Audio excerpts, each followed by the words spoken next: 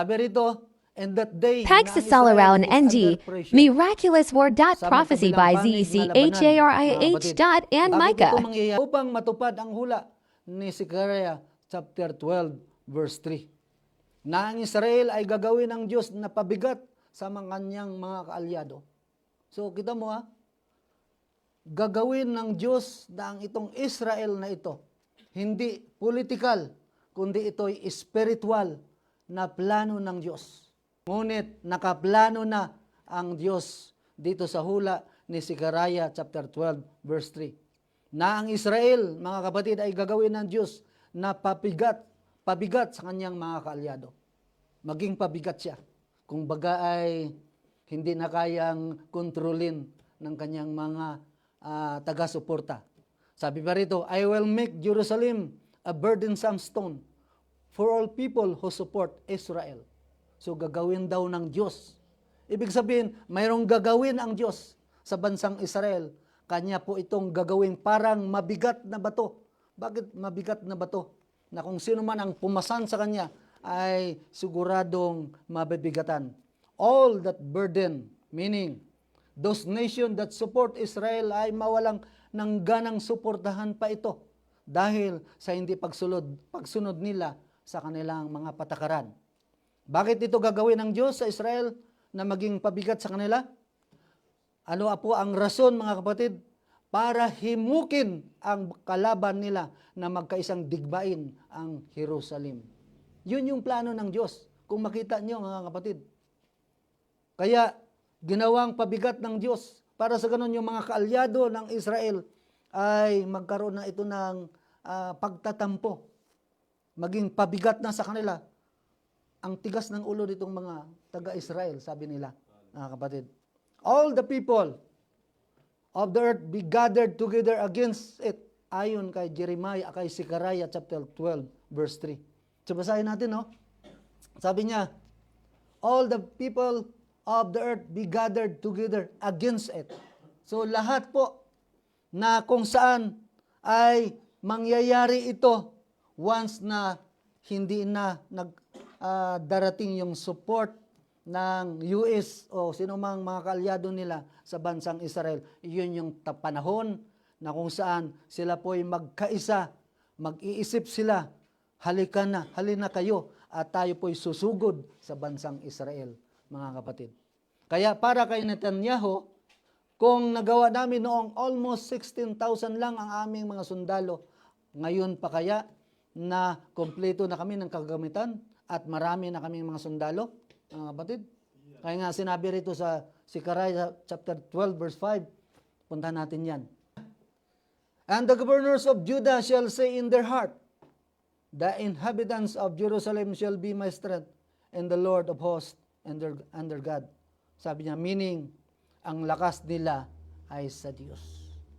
Hindi sila aasa sa kanilang mga kaalyado, kundi sila ay aasa sa kanilang Diyos, mga kapatid. Ito yung nakita ng Diyos sa kanila, mga kapatid. Kaya once na silang lahat ay magkaisa, mga kapatid, na sugurin ang bansang Israel, ay silang lahat, mga kapatid, ay ipapakita ng Diyos ang kanya pong kapangyarihan. Kaya once sila ay magkaisang digmain ang Israel, that's the time na ang Diyos ay mag-intervene para tulungan ang bansang Israel. Di ba? So, pansinin natin, mga kapatid, yung plano ng Diyos. Patitigasin ng Diyos ang ulo ng leader ng Israel dahil alam niyang mayroon siyang plano. Upang sa ganoon ay mahimok o magkaroon ng desire yung mga kalaban nila na sila po ay susugod, mga kapatid. At sinabi ng Diyos, mangyayari sa araw na yon. This is a confirmation of God's promise to the nation Israel. Sabi niya, at mangyayari sa araw na yaon. Ibig sabihin, kinukumpirma ng Diyos na pag magyari ang araw na yon at sinabi niya, I will destroy all the nations that comes against Jerusalem. Zechariah chapter 12 verse 9. Yan po yung hula ng Zechariah. Sabi niya, I will destroy all the nations that come against Jerusalem.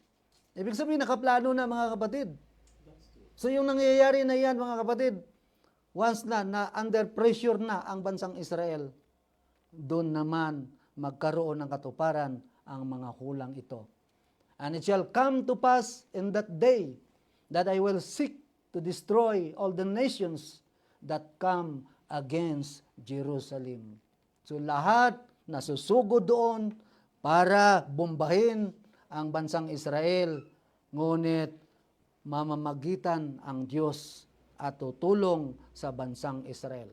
According to Micah chapter 7 verse 15, dito ipinaalala ng Diyos sa kanila kung paano sila pinalabas na sa Ehipto. Micah chapter 7 verse 15, basahin po natin mga kapatid. According to the days of thy coming out of the land of Egypt, will I shew unto him marvelous things. Kaya ipinaalala ng Diyos dito sa bansang Israel. Ganon din sa atin. Minsan, mayroong pagsubok na dumarating sa atin. Iyan ay pagpapaalala sa atin. Dahil kung minsan ay nakaligtaan natin na magpasalamat sa Diyos. Minsan nakaligtaan natin na hanapin ang Diyos. Isa rin yan na nababasa natin na ang Diyos ay laging nagpaalala, lagi niyang inuulit-ulit ang kanyang paalala sa atin. Dahil, bakit? Dahil mahal niya tayo. Hindi magpaalala ang isang tao kung siya ay walang pagmamahal sa iyo. Wala akong pakialam sa iyo. Di ba? Pero kung mahal ka ng isang tao, ibig sabihin, palagi siyang magbigay ng paalala sa atin, mga kapatid. Kaya ganun din sa sinabi rito ni Micah, na sabi niya, according to the days of thy coming out of the land of Egypt, will I shew unto him marvelous things. Sino yung him na tinutukoy? Yung mga kalaban niya, mga kapatid.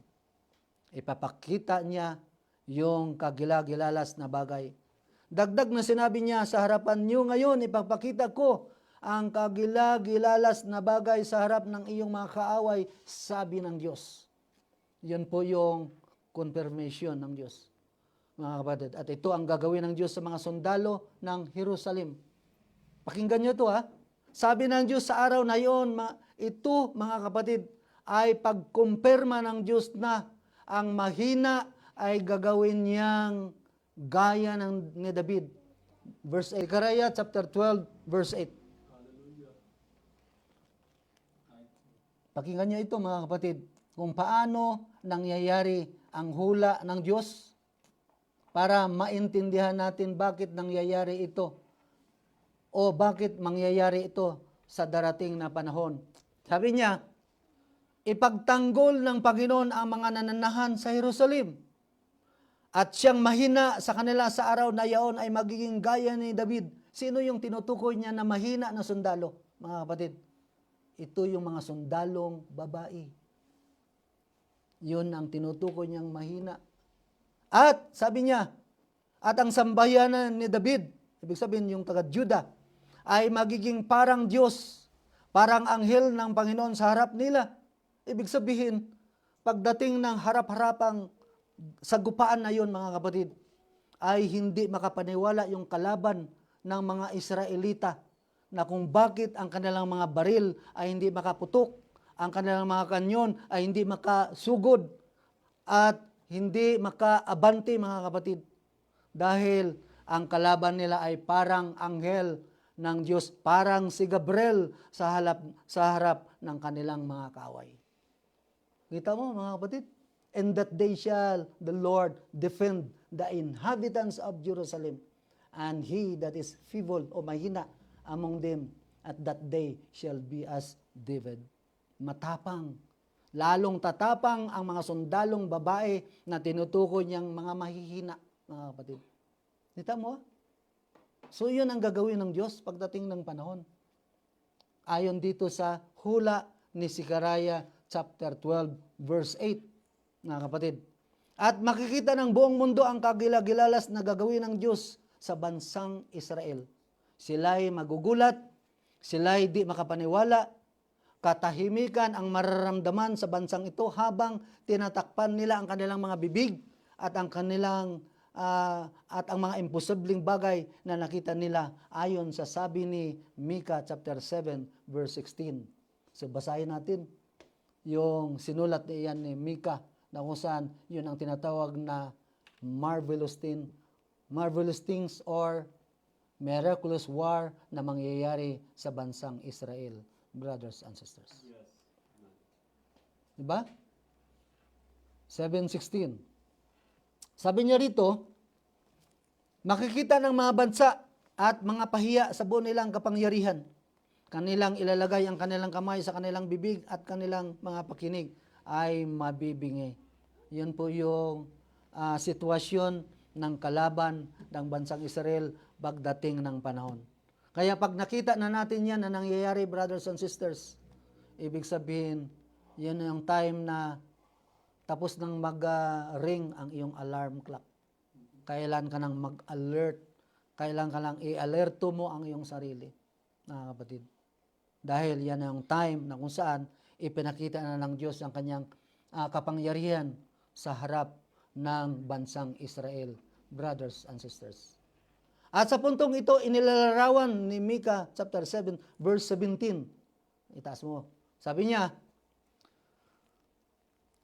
ang sitwasyon ng bawat sundalong lumusob sa Jerusalem at mga leader nito, at sila ay parang ahas, sabi pa diyan, na umuurong sa takot at isinusobsob ang mukha sa lupa sa takot sa Diyos ng bansang Israel. Kita mo sabi niya, they shall lick the dust like a serpent. Para silang mga ahas na nagtatago, mga kapatid. So, ibig sabihin yung mga sundalo na yan, pagdating pala ng panahon, maririnig lang nila yung dagungdong ng tangke de gera ng bansang Israel ay para silang mga ahas na nagtatago doon sa kanilang mga lungga, mga kapatid. Yes. At pag nakita sila, itataas ang kanilang mga kamay, suko na kami. Yun ang ating makikita ayon dito sa sinulat sa hula ni Micah chapter 7 verse 17. Yan ang sinasabi na miraculous war na mangyayari sa bansang Israel, mga kapatid. Yes. The whole world sa araw na yon shall witness the power of God in the midst of Israel. Kaya dahil dito wala nang sasamba sa bawat Diyos nila. Ito'y kinumpirma sa sulat ng Zephaniah chapter 2 verse 11. So dahil nga natruma na sila sa lakas at kapangyarihan ng bansang Israel dahil sila po ay ang tingin nila ay parang mga Diyos. Parang mga anghel, parang si Gabriel, pag sila po ay nakipagsagupa sa kanilang mga kalaban. Zephaniah chapter 2 verse 11, the Lord will be terrible unto them, for He will famish all gods of the earth. So, kita mo gugutumin ng Diyos ang lahat ng Diyos sa lupa, mga kapatid. So, bakit niya gugutumin, mga kapatid? Paano ito magugutom? Hindi gutom na literal na gutom, mga kapatid, kundi ito po ay spiritual na gutom ang ipapalasap ng Diyos sa mga taong ang kanilang Diyos na sinasamba ay hindi tunay na Diyos. Yes. Ang Panginoon ay maging kakilakalabot sa kanila. Ibig sabihin, magiging ang takot nila ngayon dahil sa nangyari, experience nila, ay nararamdaman pa nila ngayon, mga kapatid. At ang gagawin ng Diyos sa kanila ay sabi pa doon, sapagkat kanyang gugutumin. Sino yung salitang kanyang gugutumin? Ang lahat ng Diyos sa lupa. So ang Diyos mismo ang hihipo sa kanilang mga puso na sila na po ay hindi nasasamba sa kanilang kanya-kanyang Diyos, mga kapatid. Yes. Wala nang sisimba doon. Wala nang sisimba doon sa Diyos nila na niluluran, mga kapatid. Ayon dito sa ati pong binasa sa hula ni Zephaniah. Ito po ay kinumpirma ng Diyos sa pamagitan ng writer na ito na si Zephaniah, brothers and sisters. Oh, yes. At maging sa Ehipto sa araw na nakita nila ang pagkilos ng Diyos muli, ay makita ng mga tao sa gitna ng Israel. At sila rin ay hindi sasamba din sa kanilang Diyos. Ang Ehipto kasi, mga kapatid, itong Ehipto ay hindi rin sila sasamba sa kanilang Diyos. Sa kay Horus Isis, Osiris, at sa iba pang, o Diana, sinasamba rin nila yan, mga kapatid. Pero sa araw na yon, sila ay hindi nasasamba. Bagkus sila ay sasamba sa Diyos ng Israel. At sila ay gagawa ng altar ng Panginoon doon sa bansang Ehipto, mga kapatid. Ito po ay kinumpirma din sa sulat, sa hula ni Isaiah chapter 19 verse 19. Para atin pong patunayan na ito pong mga hula na ito ay mangyayari palabang. Kaya, bakit ito binibigay sa atin na impormasyon upang sa ganon ay lalo po tayong lalakas ang ating kaugnayan sa Diyos. Dahil sa gagawin na ito ng Diyos sa gitna ng Israel, mga kapatid. At makikita ng taga-Ehipto kung paano ang Diyos ng bansang Israel. Isaiah chapter 19 verse 19 ay ganito po ang kanyang sinabi. Sabi niya, sa araw na yaon, ibig sabihin, ito po ay confirmation, kinumpirma ng Diyos. Sa araw na yaon, ibig sabihin, totoo ang kanyang sinasabi. Makakaroon ng isang dambana sa Panginoon sa gitna ng lupain ng Ehipto at isang haligi sa hangganan ni yaon sa Panginoon. Ibig sabihin, yung pinakapundasyon ng kanilang pagsamba ay ang Diyos ng Israel. Di ba, mga kapatid? Verse 21. 20 pala.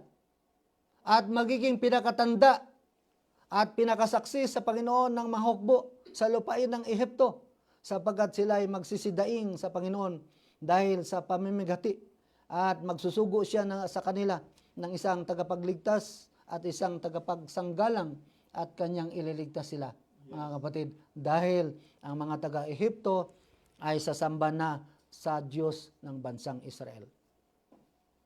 Verse 21, at ang Panginoon ay makilala sa Ehipto at makikilala ng mga taga-Egypto ang Panginoon sa araw na yaon. Anong araw yun? Pagkatapos ng miraculous war. Yon ang tinutukoy ng Diyos. Oo, sila ay magsisamba na may hain at alay at magsisipanata ng panata sa Panginoon at tutuparin nila. Ganon din tayo. Mayroon din tayong panata, di ba? Na tayo po ay manatiling sumamba sa ating Diyos. At yung panata na yon ay huwag mo pong kaligtaan, huwag mong kalimutan, manatili yan sa buhay mo, mga kapatid. Dahil kung kinalimutan mo yan, ay para mo na rin kalimutan ang kaligtasan mo sa Panginoon na naipromise niya para sa atin at sa iyo. Diba? Kaya, sa darating na panahon na yan, itong mga taga-Ehipto ay sasamba na sa Diyos ng bansang Israel. Yan po ang naging epekto ng miraculous war ayon sa sinabi ni Zechariah chapter 12 verse 8 and 9, mga kapatid. At pati na rin yung mga malalakas na bansa, sila rin po ay hihimukin na maniwala sa Diyos ng bansang Israel. At pong bigyang pansin itong sinabi ni Zechariah chapter 8 verse 22. Oo, maraming bansa at mga matibay na bansa ay magsisiparoon upang hanapin ang Panginoon. Kita mo, sinong mga bansa yon? Yung mga malalakas, matitibay, magagaling na mga bansa, ay doon na ang panahon na sila po ay sasamba na sa Panginoon. Sabi niya, magsiparoon upang hanapin ang Panginoon ng mga hukbo sa Jerusalem at hihingi sila ng tulong sa Diyos ng bansang Israel. Kita mo, mga kapatid? Sabi niya, sa araw na yon, pag dumating ang panahon na yan, iyan ang epekto ng miraculous war na mangyayari sa bansang Israel. Habang tinitingnan natin yung nangyayari doon sa bansang Israel na miraculous war, ayun yung time na tayo po i-alert natin ang ating palataya sa Diyos. Dahil tumunog na yung alarm clock doon sa Middle East, brothers and sisters. So pagkatapos niyan, mga kapatid, dahil tahimik na, wala nang kalaban ang bansang Israel, sila po ay nabubuhay na ng malaya. Wala na po pwedeng pupunta sa kanila para makipaglaban dahil naipakita na sa kanila harapan ang kapangyarihan ng Diyos. dito na magsisimulang ang templo, ang pangatlong templo na ito ay maitatayo. Maitatayo nga ba, mga kapatid? At kailan ito maitatayo? After Ezekiel 38 or before Ezekiel 38? Mamaya, pakinggan nyo kung kailan ito pwedeng itayo itong third temple na ito, mga kapatid. Ayon sa hula ni Isaiah, chapter 2, verse 2, ay basahin po natin. Sabi niya, at mangyayari sa mga huling araw, ito po yung last days na tinutukoy ni Isaiah, na ang mga bundok, na ang bundok ng bahay ng Panginoon ay matatatag sa taluktok ng mga bundok at magiging mataas sa mga burol at lahat ng bansa ay magsisiparoon doon. Ibig sabihin, maitatayo doon yung templo ng Diyos doon sa Mount Moriah na kung saan nakatayo doon yung mosque o Mosque of Omar, mga kapatid. Sabi niya rito, at mangyayari sa huling araw, ito yung tinutukoy ni Isaiah na huling araw, brothers and sisters. At ito'y kinumpirma na walang hahadlang na. Kumpirmado na wala nang hahadlang para itayo yung third temple sa Jerusalem, mga kapatid. Dahil ang mga malalakas na bansa ay sasamba na sa Diyos ng Israel. Di ba? Maliwanag yun? Yung ating pong pagtalakay dito. Kasi the more na ating iniulit-ulit ito, ay mayroong karagdagang informasyon, mga kapatid. Ito ang last days na tinutukoy ng hula, mga kapatid, na malapit nang mangyari. So, pansinin natin yung sulat dito sa 2 Thessalonians chapter 2, verse 3 and 4. Sabi niya, huwag kayong padaya kaninuman sa anumang paraan, sapagkat ito'y hindi darating maliban na nang dumating mula sa pagkataliwakas. Ibig sabihin, except there come a falling away first. Ano ba yung ibig sabihin ng falling away? Mga kapatid, yun yung tinatawag na spirit of rebellion or spirit of perversion in the Word of God. Na instead, na isa lang ang Diyos na dapat nating makilala, ayon sa Ephesians chapter 4, verse 5 and 6, ay ginawa nilang tatlong Diyos. Kaya, mga kapatid, ang nangyari, ito yung tinatawag na open rebellion or spirit of perversion sa panahong ito, na instead na paniwalaan nila ang isang Diyos, ay nagdagdag sila ng panibago at tatlong Diyos. At dahil doon, mga kapatid, ang buong mundo ay pinadalhan ng Diyos ng espiritu ng kamalian dahil sa hindi paniwala sa katotohanan. Kaya, sige, padalhan ko na lang kayo ng mali dahil doon naman kayo naniwala sa mali. Di ba yung chismis? Pag mayroong dumating na chismis sa isang tao, pag mali, naku, nakaganon ang tainga.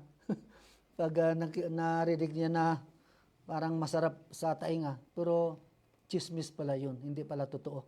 Ganon din sa spiritual. Pag mali na kwento sa spiritual na bagay, ayun ang pinapaniwalaan ng mga tao, mga kapatid.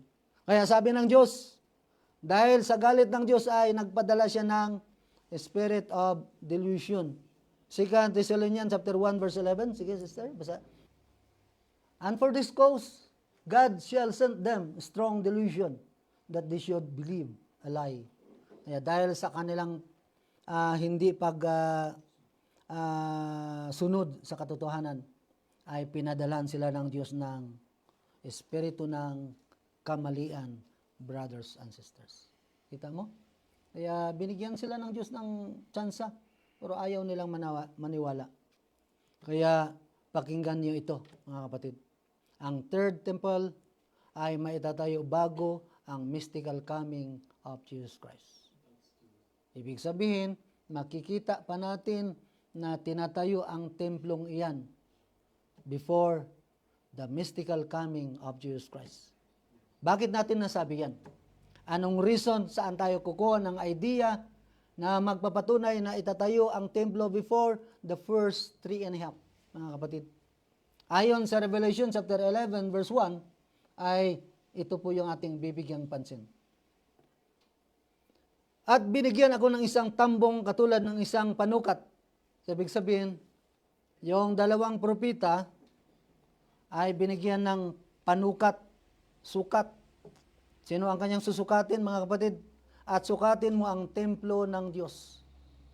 Ang tinutukoy niya rito ay hindi yung templong literal, kundi templong espiritual na sumasamba doon sa Israel, mga kapatid. Sukatin mo doon ang templo ng Diyos at ang dambana. Ito yung altar. Ito yung templo na tinutukoy. At ang sumasamba doon. Ibig sabihin, in the first 3.5, mga kapatid, nakatayo na po yung third temple. Na kung saan, inabutan ng dalawang propita. Tuloy tayong basahin. Sabi niya, at ang lubang na sa labas ng templo ay pabayaan mo. Huwag mong sukatin. Huwag mong pakilaman sila. Kapatid, sapagkat ibinigay sa mga hintil at ang kanilang aapakan 42 buwan ang banal na syudad. 42 months, ibig sabihin 3.5. Na sila po ay magkaroon ng tribulation doon sa bansang Israel.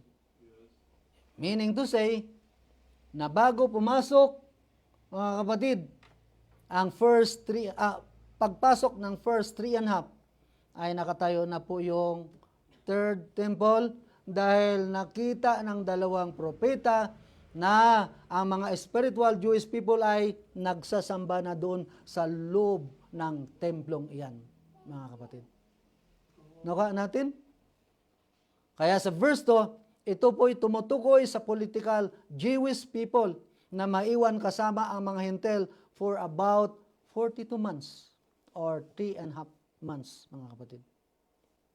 So, yan po yung sa loob ng first 3.5. Kaya sa panahon na yaon ay may templo na maitatayo na aabutan ng dalawang propeta, mga kapatid, upang ipahayag sa kanila na si Jesus ang hari na kanilang hinihintay.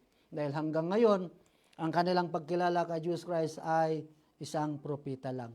Ngunit, pagpasok ng first 3.5, na kung saan ay tinatawag na 70th week of Daniel, ay doon na sasabihin ng dalawang propetang ito ang sitwasyon ng pagkilala nila sa ating Panginoon. Dumaan lang tayo rito, mga kapatid, upang sa ganoon ay mabigyan kayo ng information patungkol sa pwedeng mangyari doon sa bansang Israel sa pagpasok, kung paano, kailan itatayo yung pangatlong templo sa bansang Israel, mga kapatid. Bakit ginamit ng Diyos ang Gog? Ang Gog o yung leader ng Magog ay gagamitin ito ng Diyos.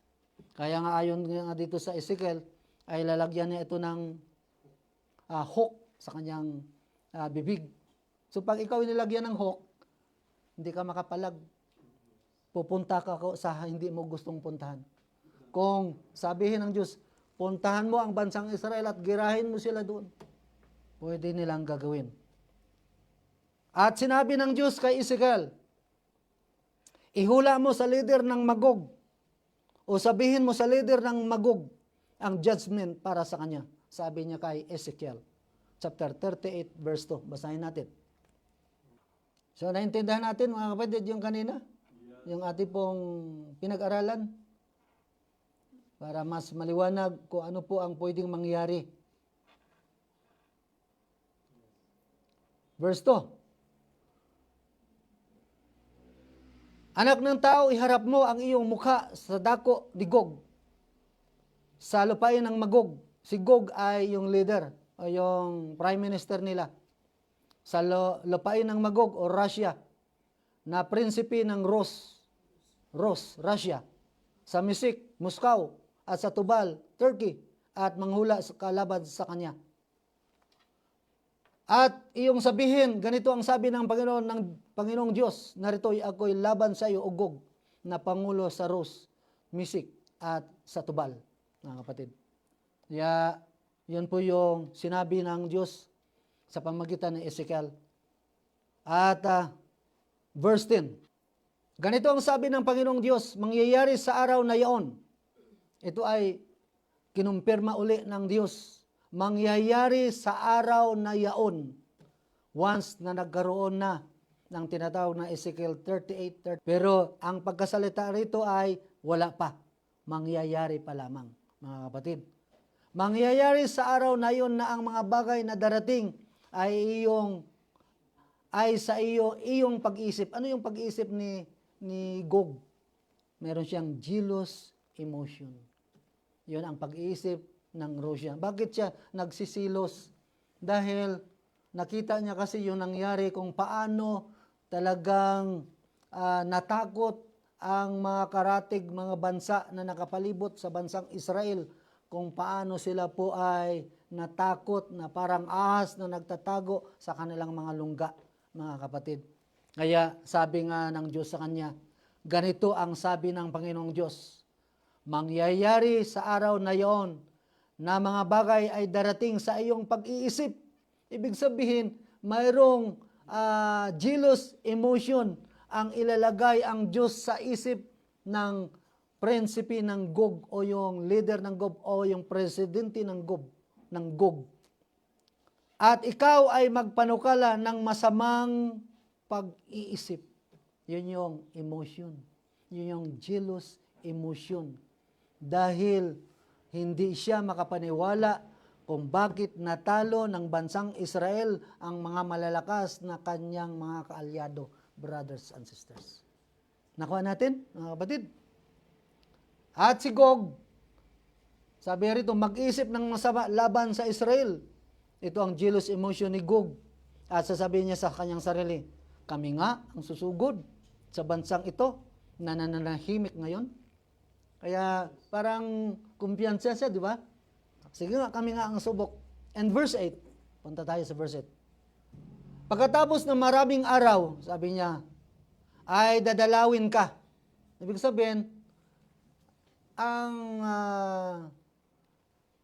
tiwasay na pumuhay ng bansang Israel ay medyo matagal-tagal siguro.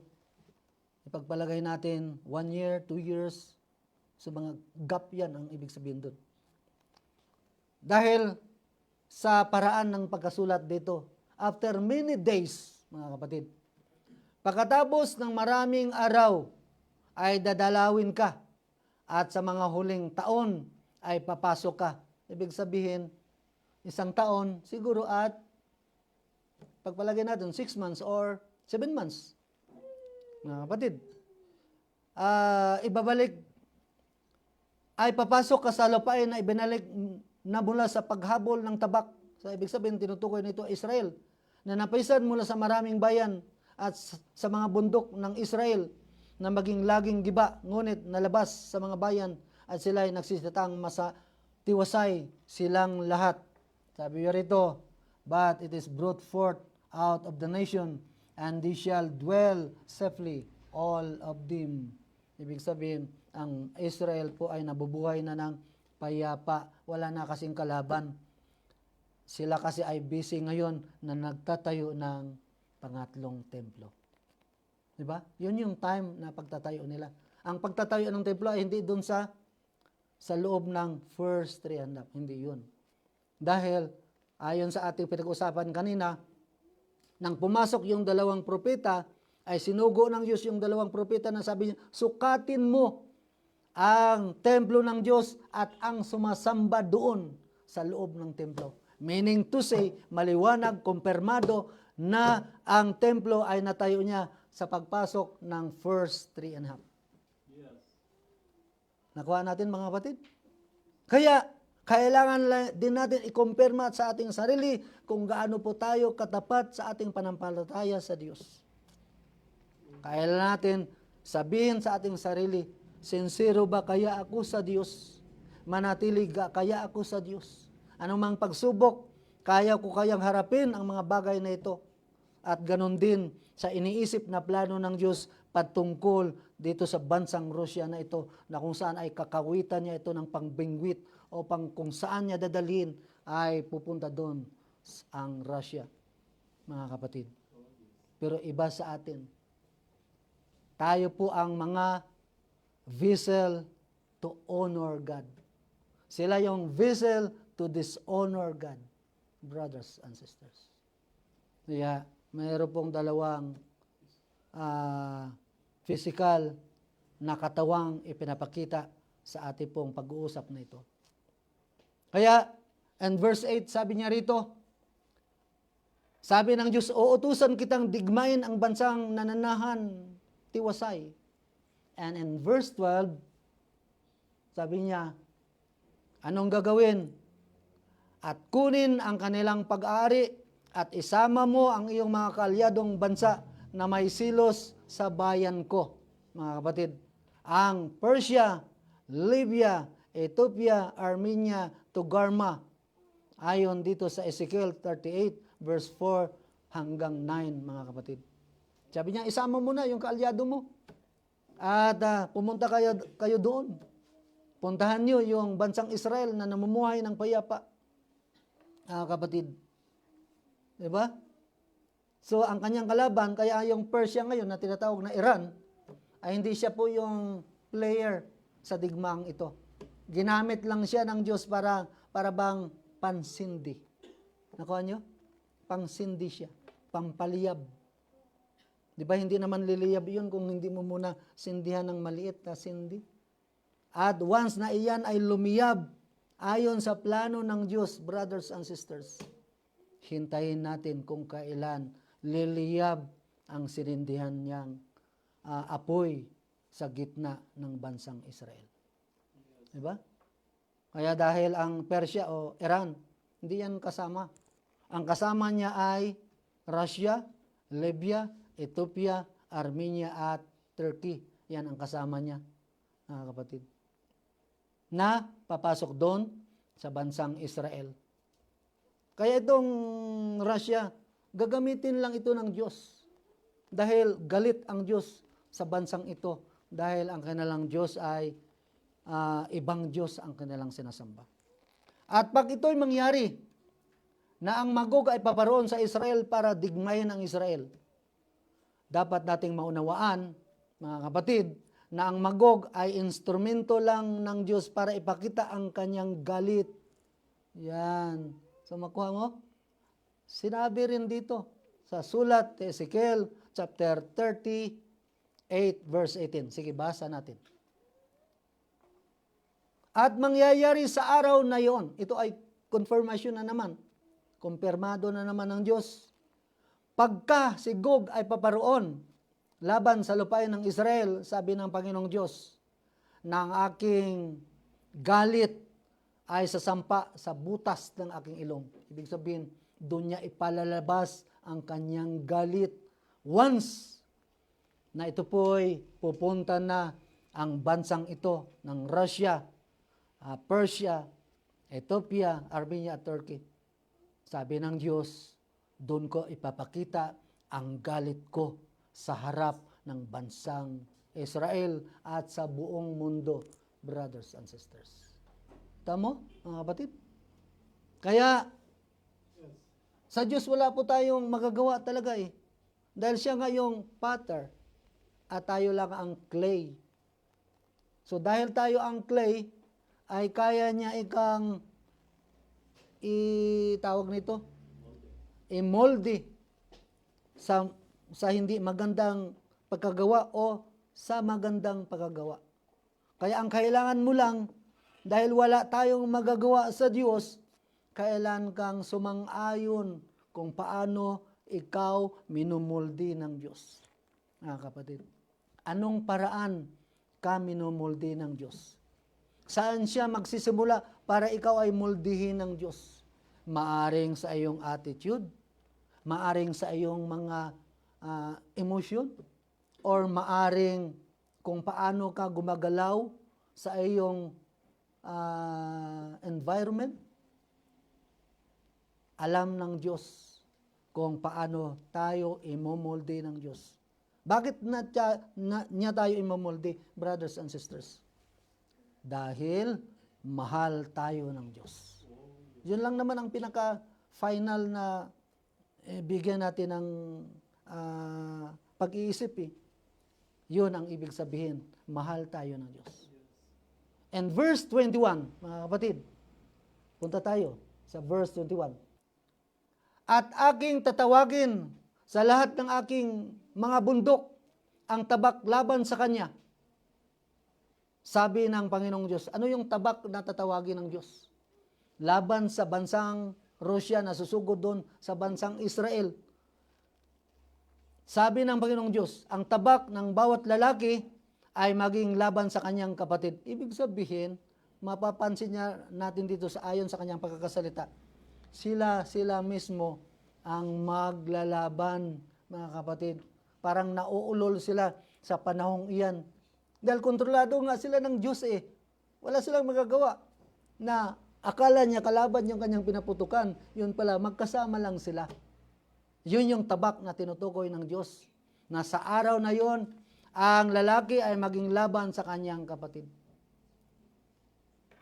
Verse 22. At ako'y makipaglaban sa kanya sa pamagitan ng salot. So hindi lang yun ang tabak. Sa pamagitan ng salot at ng dugo. At paulanan ko siya at ang kanyang mga pulutong at ang maraming bayan na kasama niya ng malalakas na ulan at ng malaking granizo at ng apoy at ng asopri.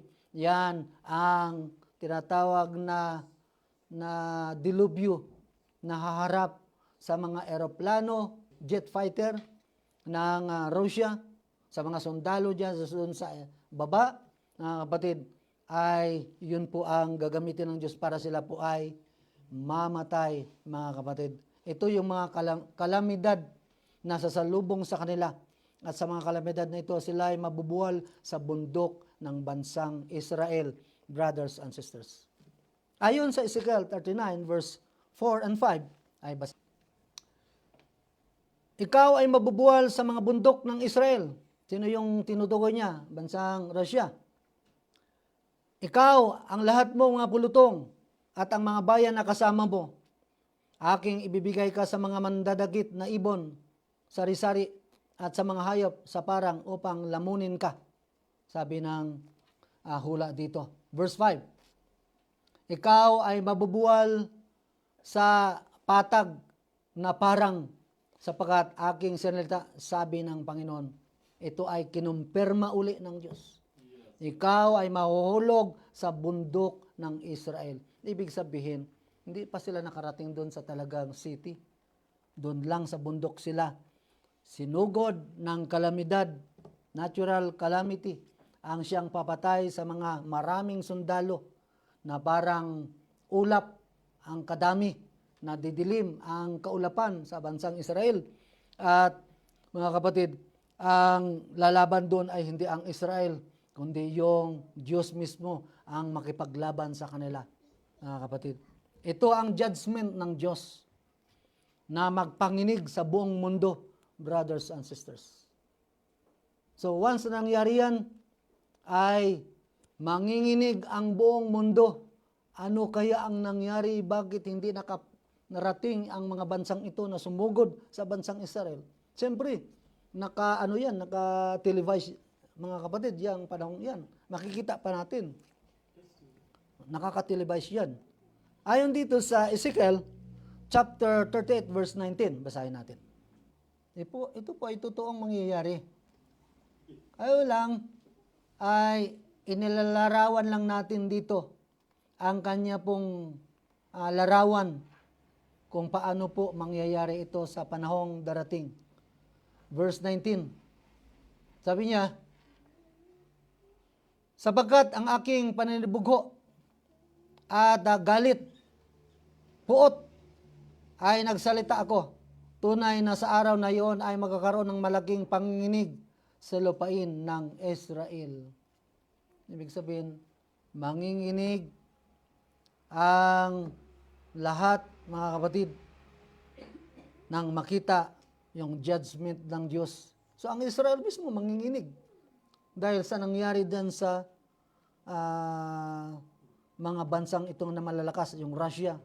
Kita mo pag sumugod para daw like a cloud in the sky na didilim sa bundok ng Israel, mga kapatid. Kaya yung judgment ng Diyos na yan, mga kapatid, ay nakakapanginig. At sana iyan po, mga kapatid, ang siyang bigay sa atin ng patuloy na desire na manatili sa ating paglilingkod sa Panginoon. Yung mga bagay sa mundong ito ay lilipas lang. Ang literal ay mayroong hangganan, pero yung spiritual ay eternal, walang hanggan. Alam ba ang piliin mo? Yung mayroong due time na hangganan or yung walang hanggan, mga kapatid. So, ikaw lang naman ang mamimili yan. So, anong mangyari ngayon sa mga namatay doon sa sa bundok ng Israel? Ayon dito sa Ezekiel, sa chapter 39, verse 11, ay ganito ang kanyang sinabi. At mangyayari sa araw na iyon, na ako'y magbibigay kay Gog ng dakong pinakalibingan sa Israel, ang libis nila na magsisidaang patungo sa silanganan ng dagat at pagdelikatan nilang daanan at doon nila ililibing si Gog at ang buo niyang karamihan at ang kanilang tatawagin ito na libis ng Hamon Gog. So mayroon palang paglilibingan ang mga namatay, kapatid, yung namatay na yan. At ilang buwang ililibing yung mga patay na yan, kapatid. Ilang buwan. Verse 12, sabi niya, and 7 months shall the house of Israel be burying of them, that they may cleanse the land. So 7 buwan, mga kapatid, ang paglilibing ng mga namatay. So, ibig sabihin, napakarami. Ilang libo kaya yan ang nailibing. Verse 13. At sila ay mga glibing ng buong bayan ng lupain at magiging sa kanila ay kabantugan. So, mawi-well known ang bansang Israel dahil kita mo maglilibing sila ng patay sa loob ng 7 buwan. Sa araw na yon ay ma-glorify ang Diyos. And that day that I be glorified, said the Lord God, mga kapatid. At verse 14, magkakaroon ng employment. Mag-hire ng mga Pilipinong maglilibing, mga taga Hong Kong or taga Vietnam, kung saan-saang mga bansa yan. Sabi pa rito, and they shall sever out men of continual employment passing through the land to bury with the passenger those that remain upon the face of the earth. So, ibig sabihin, meron pa palang employment sa panahong iyan. Tamang-tama, mag-apply pa kayo. 7 months ang paglilibing niyan. Mahal ang bayad ng Israel. 7 buwan. So alam ba niyo kung gaano karami sundalong maiwan sa pangkat ni Gog? Only 6 part lang ang maiwan. Bakit nag-iiwan siya ng 6%, mga kapatid? Ano ang ibig sabihin ng Diyos? Bakit siya nag-iwan ng makabalik, mga kapatid? To testify the work of God. Ezekiel 39 verse 21. Sabi niya, at aking pararatingin ang aking kaluwalhatian sa mga bansa. Ibig sabihin, buong bansa. Ang aking kahatulan na aking inilapat at ang aking kamay aking binuhat sa kanila. Sa gayoy, malalaman ng sambayan ni Israel na ako ang Panginoon na kanilang Diyos mula sa araw na iyon hanggang sa haharapin, mga kapatid. So, ibig sabihin, yung nangyari pa lang pala doon sa Ezekiel 38 war na yan, mga kapatid, ay upang ipaalam sa buong mundo ng Diyos ng Israel ang may control sa mundong ito, mga kapatid. Hindi yung mga political system, kundi sa spiritual ang pinag-usapan dito, mga kapatid. Di ba? Kaya at this moment, mga kapatid, papasok sa eksena ang man of peace to declare peace covenant. Bakit papasok si man of peace dito? Dahil sa pagkakaalam niya, kailangan siya ng buong mundo para sa pangkapayapaan, mga kapatid. Ayon kay Daniel chapter 9 verse 27, ay ganito po ang kanyang pagkasabi. So hindi natin lahat babasahin yan. Kukuha lang tayo dyan na para yung portion na para dito sa man of peace. And he shall confirm the covenant with me for 1 week. Ibig sabihin yung isang linggo na yan is 7 years or yan ang tinatawag na 70th week of Daniel.